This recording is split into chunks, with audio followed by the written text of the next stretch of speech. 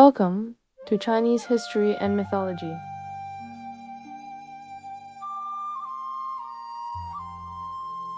Hello friends, welcome back to Investiture of the Gods. Let's continue from where we left off last time. Back in Mianchi County, the defending general Zhang Kui had been on edge for days. Every day he hoped news would come from Shaogi City, saying the king was sending help.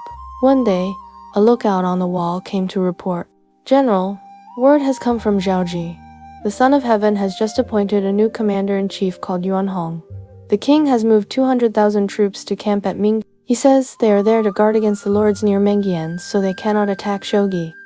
But there is no order to send troops here to rescue Mianchi." When Zhang Kui heard this, he froze. The Son of Heaven will not send help.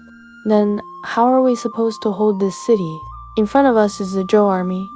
Behind us is Mengjin and 400 lords. If they attack from both sides, we are just waiting to die. Why will the king not save us? His wife Gao Leining tried to calm him. "General, do not panic. The Son of Heaven is probably thinking that the two of us can still hold off the Zhou army for a while. Now that Yuan Hong has gone to Mengjin, the lords on the southern and northern roads will not dare circle around behind us so easily. All we need to do is guard this city and not rush out to fight. When Yuan Hong beats the lords at Mengjin and breaks the forces on the south and north roads, we can join Yuan Hong and attack King Jifa and Jiang-Zi-Ya together. One army in front and one army in back. That way, we will have a real chance." That is what people call a perfect plan. Zhang Kui stared at her with wide eyes. "So there is a way to use troops like this?" He said that out loud, but in his heart he was still half doubtful and far from steady. On the Zhou side, Jiang-Zi-Ya looked at the small county of Mianchi. They had been fighting for so many days, still had not taken the place, and they had already lost so many generals. His heart was very heavy. He sat alone in the main command tent thinking, "These men once stood in front of me alive, ready to risk their lives for the country and the people. Now all that is left is a few last words and some stories.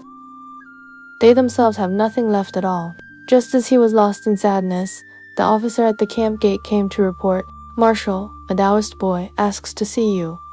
Jiang-Zi-Ya forced his feelings down. "Bring him in." Soon a small boy in Taoist robes walked in and bowed. "Disciple is from Flying Cloud Cave on Zhoulong Mountain, under Rulio's son. My master sent me to deliver a letter to the marshal." Jiang-Zi-Ya took the letter and read it. The meaning was roughly this: Tu Xing's son's death in this life cannot be avoided. It is written in his fate. As his master, I, Rulio's son, can only shed tears for him. Zhang Kui is good at defending cities. It will not be easy to take Mianchi for a while, but he also has his destiny, and his story will have its end. Jiang-Zi-Ya, you can now do as I say. Let Yan Jian take my talisman and wait on the bank of the Yellow River. Let young Ren and Wei Hu chase Zhang Kui from behind and capture him when he reaches the riverbank. Let Naja and Lei Zhenzi attack the city head-on. As for you, Jiang-Zi-Ya, use the lure, the tiger out of the mountain method. Draw Zhang Kui out of the city, and then you will win with one battle." After Jiang-Zi-Ya finished reading, a plan formed in his heart. He sent the boy back to the mountain and began arranging the generals in camp, sending each one to carry out his part. That night, the cannons roared in the Zhou camp. All three armies shouted together and charged up to the city walls to attack.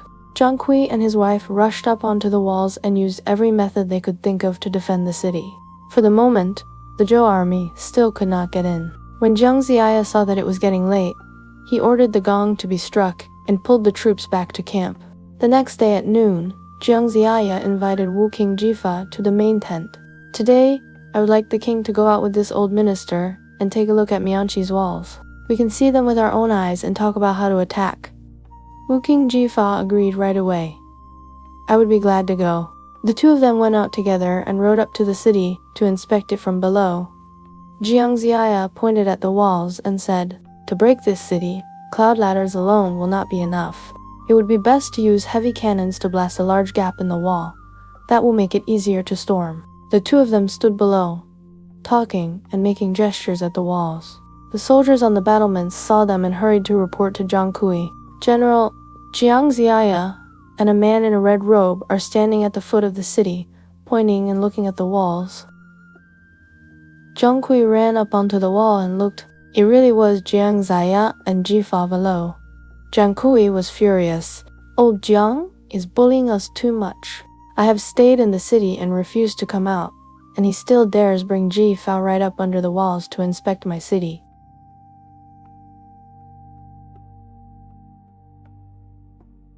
He rushed down from the wall and told his wife what he had seen.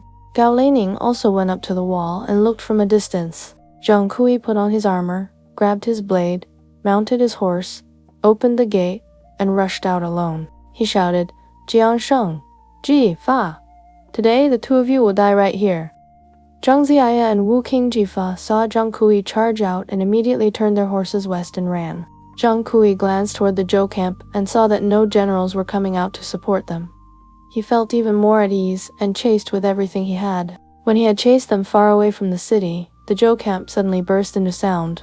Drums and gongs thundered, cannons boomed, and all three armies shouted as one. Every officer and soldier rushed out of the camp and charged straight to the city gates. On the wall, Gao Leining stood in armor, guarding the battlements. She heard the cannons going off again and again in the Zhou camp and felt strange. Their commander-in-chief is not here. Why are they attacking the city? She had no choice but to quickly assign the soldiers to their positions and prepare to defend.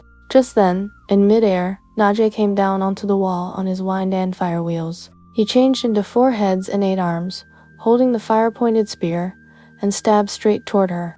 Gao Leining jumped onto her horse and met him with her twin blades. The wall top was narrow and hard to fight on. She turned her horse, rode down through the gate, and out of the city.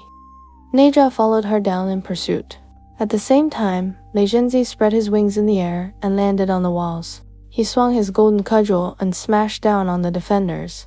The soldiers scattered and ran for their lives. Lei Zhenzi cut through the bar on the city gate and threw the gates wide open. The Zhou troops poured into the city from every side. Gao Leining saw that things were going badly and wanted to pull out her red gourd and release the solar divine needles, but it was too late. Najie flung out the sky-shaking arrow. It smashed into her head. She fell from her horse. Naja thrust his spear once more and killed her on the spot. Her soul flew to the Fenshin platform. The soldiers in the city saw their lady killed and no longer dared to resist. They all fell to their knees and begged for mercy. Neja said to them, "Since you have surrendered, we will not kill you. Wait here for Marshal Jiang to come and calm the people." Then he said to Lei Zhenzi, "Brother Taoist, you guard the city. I will go meet our master uncle and the king." Meanwhile, Zhang Kui was still chasing Jiang-Zi-Ya and Wu King Jifa. He had chased them for 10 li. Suddenly he heard roaring cannons and battle cries behind him, louder and louder. His heart sank, and he did not dare chase any further. Jiang-Zi-Ya turned back and shouted to him, "Zhang Kui, we have already taken your Mianchi county. Why do you not surrender?" Zhang Kui heard this and knew he had fallen into a trap. His mind was in chaos. He pulled his horse around and galloped back. By now the sky was already growing dark. On the road back he ran right into Neja. The two men exchanged a few blows. Neja sent out the 9-dragon fire cover once again. Zhang Kui knew all too well how powerful this treasure was. He twisted his body and dove into the earth, using his earth travel magic to escape. Najie saw Zhang Kui slip underground once more. His mind went straight to Tu Shengsun's death, and he felt very bitter. He did not keep chasing. He turned around and went to escort Jiang-Zi-Ya and Wu King Jifa. Zhang Kui rushed underground back toward the city. When he reached the city walls and stuck his head up, he saw Lei Zhenzi already standing on top. He knew the city was lost, and his wife was most likely dead as well. He calculated in his heart, I might as well go to Mengjin, throw myself on Yuan Hong's mercy, and see what else can be done. So he followed the river road along the Yellow River and used earth travel magic to flee toward Mengjin at full speed. On the Yellow River bank ahead, Yang Ren had already spotted Zhang Kui rising up from the earth. He said to Wei Hu, "Zhang Kui is coming. You just watch where my hand points. Wherever I point, you throw the Demonzabuing mace." Down underground, Zhang Kui could also see what was happening on the surface. He saw Yang Ren riding the cloud mist beast. The eyes in Yang Ren's palms shone with light and never left him. Yang Ren was also shouting, "Zhang Kui, do not run. Zhang Kui did not dare stop. He could only keep running. He turned left, and Yang Ren followed left on the surface. He turned right, and Yang Ren followed right again. Zhang Kui had no choice. He gritted his teeth and ran forward in a straight line, as fast as he could. Ahead was the bank of the Yellow River. Yang Jian was already there, holding the talisman from Ruliu's son that carried the point in the earth and make it steal magic. He was waiting by the river. Yang Ren came chasing from afar, shouting as he came, "Brother Yang, Zhang Kui is here." Yang Jian heard him and at once lit his three-flame true fire and burned the talisman. Zhang Kui was racing forward under the earth when his head suddenly smashed against something. It was like slamming his forehead into an iron plate. His vision blurred. The soil around him suddenly turned hard and tight, like walls of copper and iron. Zhang Kui was terrified and tried to rush up to the surface at once. Right then, on the ground above, Yang Ren pointed with his hand. Wei Hu hurled the demon-subduing mace down from the air. That treasure was made especially to crush demons and protect the disciples of the three teachings. Poor Zhang Kui was hit full-on by that one blow. His body was smashed to pieces, and his soul flew away to the Fenshan platform. The three disciples returned in victory and went to report to Jiang-Zi-Ya. By this time, Jiang-Zi-Ya had already calmed the people in the city. He stayed in Mianchi for a few more days, then chose an auspicious date and ordered the army to break camp and move out. After that, the Zhou army left Mianchi County and marched toward the Yellow River. It was almost winter then.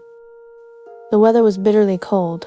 The officers wore layer on layer of armor and thick clothes. Every step was heavy and tiring. The ground was so cold that the earth cracked. The ponds and pools were all frozen solid. Woodcutters in the hills worried they did not have enough firewood. Rich families were happy to burn more charcoal so their houses could stay warm. The soldiers on campaign had to be as tough as iron. As for scholars and poets, even if they had a brush in hand, they could not write any fine lines. Their fingers were too numb from the cold. At last, after much hardship, the men and horses reached the Yellow River bank. They were exhausted. The officers came to report to Central Command. Jiang-Zi-Ya gave an order, "Go borrow boats from the local people. Remember to pay them. Every boat gets 5 kian of silver. Do not use others' boats for nothing." He also commanded that a dragon boat be prepared especially for Wu King Jifa. When all the boats were ready, Jiang-Zi-Ya and Wu King Jifa went together into the cabin in the middle of the dragon boat. The boatmen on both sides pulled hard at the oars, and the boat moved out toward the middle of the Yellow River. The Yellow River waves were high and the wind was strong. The dragon boat rose and fell in the waves, swinging up and down. Wu King Ji felt dizzy. "Prime Minister! Why is this boat shaking so much?" Jiang-Zi-Ya said, "The Yellow River current is fast and its waves are big by nature. Today, the wind is strong on top of that, and we are sitting in a dragon boat, which is tall in the water and catches the wind, so it shakes even more." Wu King Jifa said, "Open the cabin door. Let me look outside." Jiang-Zi-Ya pushed the door open. The two of them looked out together. They saw the surface of the Yellow River covered in white waves. The river was wide and seemed to stretch on without end. The water looked as if it could wash away mountains. Wave after wave rolled toward them. Wu King Jifa's heart tightened. The dragon boat rose and plunged, as if it might capsize at any moment. Suddenly, not far from the dragon boat, a huge whirlpool opened on the surface of the river. The currents spun in a great circle. Then the waves split apart with a roar, and a huge snow-white fish leapt from the water and landed right into the cabin of the dragon boat. Wu King Jifa jumped in fright. The white fish thrashed around in the cabin. When it jumped, it was 4 or 5 feet high. Wu King Jifa asked Jiang-Zi-Ya, "For a fish to leap into our boat like this, even on the Yellow River, that is not something you see every day, is it?" Jiang-Zi-Ya said, "No, this is not common." Wu King Jifa asked, "Is it a good sign or a bad sign?" Jiang-Zi-Ya smiled. "Congratulations, King. This is a good omen. A white fish leaps into the dragon boat. It means King Zhou of Sheng is close to losing his throne. It means the Zhou dynasty will rise. It means you are about to become the ruler of all under heaven." When he finished speaking, he gave an order, "Cook this fish for the king to eat." Wu King Jifa shook his head. No need. Let the fish go back into the river. Jiang-Zi-Ya said, We must not do that. The old saying goes, if heaven grants you a gift and you refuse it, you invite misfortune. This is a lucky sign sent from above. We should eat it, not throw it away. The attendants followed his order. After a while, they brought the fish back as a dish. Zhang-Zi-Ya also had them share the fish with the other generals so everyone could eat some. After a bit more time, the wind died down and the waves eased. The dragon boat had crossed the Yellow River safely. More than 400 lords had heard that the Zhou army was already at the Yellow River. They all rushed to settle their troops, put everything in order, and get ready to welcome Wu King Jifa. Jiang-Zi-Ya knew Wu King Jifa very well. The king was a man of rules and righteousness.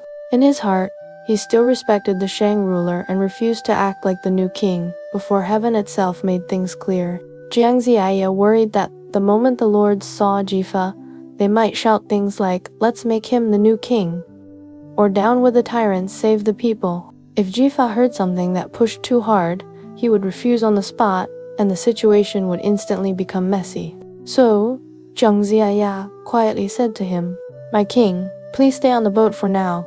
Don't go ashore yet. Let me get there first.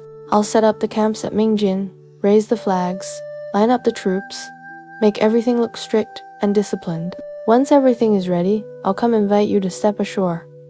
Jifa nodded. Everything will follow your arrangement. Jiang-Zi-Ya went ashore first. He led the central army and all the troops to set up a grand camp at Mengjin. They built fences, planted banners, and lined up formation after formation in perfect order. As soon as the other lords heard Jiang-Zi-Ya had arrived, they entered the Zhou camp with their attendants and came to the main tent to greet him. Jiang-Zi-Ya welcomed each of them and spoke courteously, then told everyone, Lords, when you meet Wu King Jifa later, do not mention anything like punish the tyrant or save the people. Just say one simple line. We will follow Wu King Jifa to the outskirts of Zhou city and take a look at how Shang is governing today. When the time comes, and only after Zhaoji falls, we can talk about the great matter. All the lords nodded in agreement. Then Jiang-Zi-Ya told the officers to bring Neijia, Yang, Jian, and others to the riverbank to welcome the king. Wu King Jifa sat in the dragon boat, crossing from the far side of the Yellow River. Behind him were more than 200 western lords, all crossing by boat, following his carriage. On this side, Jiang-Zi-Ya led more than 400 southern and northern lords, plus many small state rulers out of camp to greet him. Jifa entered the central camp directly. The lords arrived one after another. Only the eastern lord, Jiang Han, hadn't come yet because he was still fighting at Yang Pass. Everyone originally wanted Wu King Jifa to sit in the center seat, but Jifa refused no matter how they urged him. They kept yielding to each other, back and forth, until no one sat at the main position. In the end, Jifa and all the lords simply bowed to each other. All the lords lowered themselves and said, Now that the great king has come to Mengjin, we finally see your face and your virtue. This is our greatest fortune. We hope the great king will soon rescue the people and pull them from the fire pit. This will save the world and bring peace to all. Jifa waved his hands quickly. Deeply modest. I, Jifa, am just a small man with limited virtue and limited ability. It is only because you honored me with your letters that I came here today. I am simply following my prime minister to meet all of you. Right now, I have only come to observe the governance of Shang. Please do not misunderstand me or elevate me too high. The Lord of Wuzhou, Yao Chuliang, stepped forward. King Zhou of Shang is cruel and unreasonable. Heaven has long been angered. We follow you because heaven wills it. We carry out heaven's punishment and give justice back to the people. This follows heaven's heart and the people's heart alike. My king, please make your decision soon.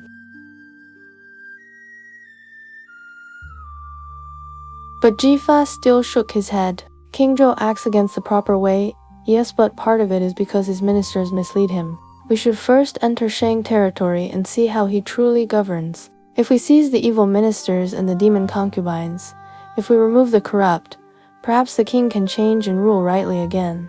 At this, the lord of Yangzhou, Peng Zushu, spoke. Heaven's mandate does not belong to anyone forever. The old teachings say, only the virtuous deserve to rule the world. Long ago, Emperor Yao passed the throne to Shun because his own son was unworthy. Shun later passed the throne to you for the same reason. Now King Zhou of Shang is unworthy. Heaven is furious, and heaven intends to hand the throne to you. If you keep refusing again and again, all the lords will lose heart. But Wu King Ji-Fa still remained humble and declined. Jiang-Zi-Ya, seeing everyone talk too directly, stepped in with a smile. My lords, as I said earlier, today is not the day for grand declarations. Today is simply the assembly at Mengjin. Once we reach the outskirts of Jiang-Zi-Ya, then we discuss the great matter. The lords all agreed. Prime Minister speaks wisely. Wu King Ji-Fa then ordered a great feasting camp, inviting all the lords to drink and celebrate, the very first banquet after the gathering at Mengjin. Meanwhile, in the Shang camp, things were different. Yuan Hong was in his command tent when a scout rushed in. General Ji-Fa's army has reached Mengjin. More than 600 lords are gathered there. You must make plans quickly. The adjutant Yin Pobai stepped forward. Ji-Fa is the leader of this rebellion. He has not lost a single battle. General, you must not underestimate him. We need full preparations and strict formations. But Yuan Hong dismissed him with a wave. You have a point, but Jiang-Zi-Ya is just some old fisherman who used to sit by a river. What ability could he possibly have? Those earlier generals lost because they were sloppy and didn't try hard enough. That's not my fault. The next day, Jiang-Zi-Ya assembled his council. All 600 lords gathered in the main tent. Yimin, Lord Wu Kui, stepped forward. Prime Minister, we lords have been at Mengjin for many days, waiting for Wu King Ji-Fa, so we can march out together. Jiang-Zi-Ya said, my honored lords, I will first write a formal battle challenge and send it to the Shang camp. Once they accept, we will appoint a time and fight openly at Mengjin. This is to show the world that only the side with true virtue can defeat tyranny and injustice. He wrote the challenge and sent Yang Jian to deliver it. Yang Jian entered the Shang camp. The guards announced him, and Yuan Hong summoned him in. Yang Jian presented the challenge with both hands. Yuan Hong opened it, glanced over, and said coldly, I don't need to reply. Tell Jiang-Zi-Ya, the battle will be tomorrow. The next morning, Zhou cannon fire thundered across the plains. Jiang-Zi-Ya ordered the entire army forward. 600 lords each brought their own troops, forming massive ranks. In the center stood Jiang-Zi-Ya's Aija's red-bannered army. To the left was South Lord Yi Shun's force. To the right, North Lord Chong Yingluan's. Armor and weapons filled the horizon like iron mountains and iron seas. The shouts of the troops shook the sky. From the Shang camp, Yuan Hong rode out, silver helmet, white armor, white horse, and iron staff across his saddle. He looked fierce and confident. Jiang-Zi-Ya rode his mystical steed, wearing joyous robes, surrounded by disciples. Behind him came Wu King Ji-Fa. To either side, the lord's banners rippled like waves.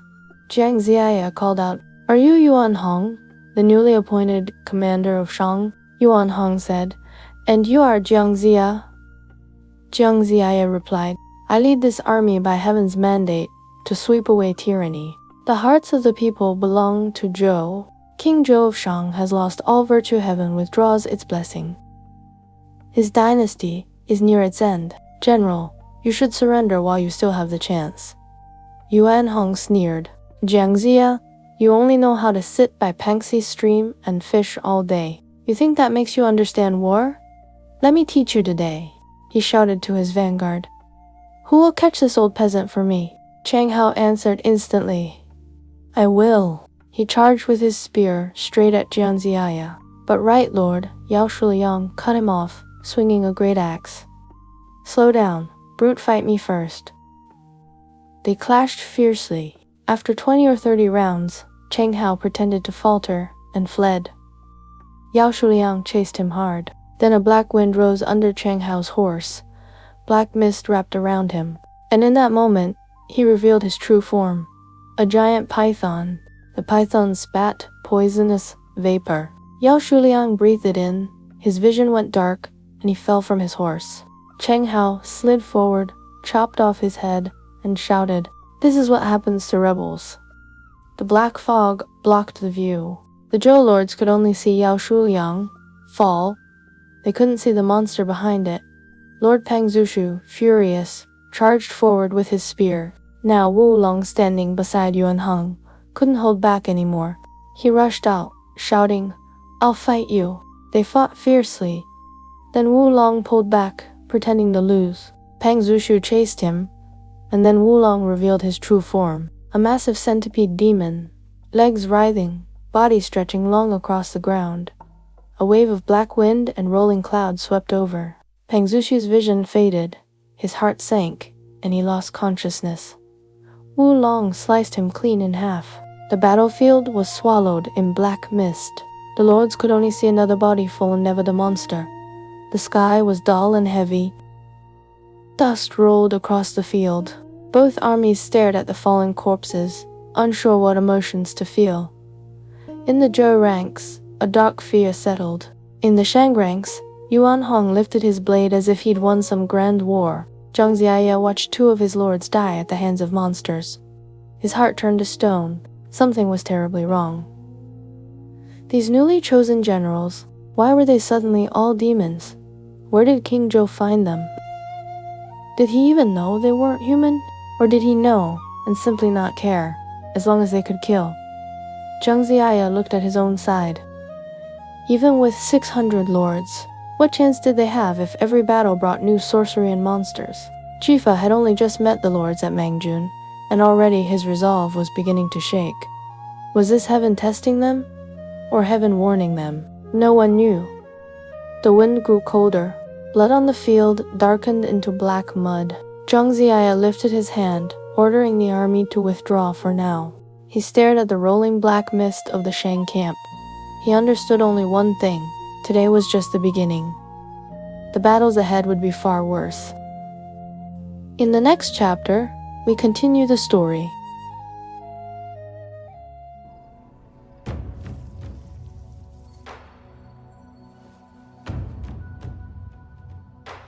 This is Bunny. In my own way, I'll follow China's historical timeline to tell you mythic stories and unpack the history and culture behind them. Thanks for listening, please follow the show, and I'll see you next time.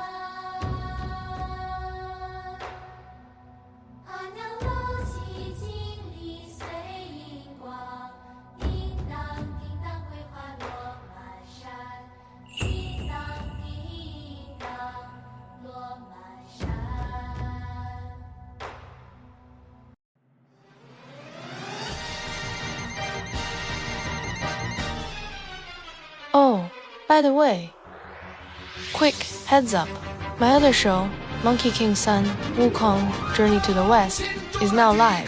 If you love Journey to the West, if you're a true fan of Sun Wukong, you don't want to miss this. I'll walk you through a fresh reading of the story, clear, simple, and fun.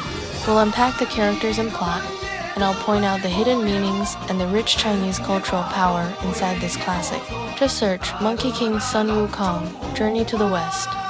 Look for the show with the same icon as this one. Follow along with Bonnie, and let's rediscover Journey to the West together.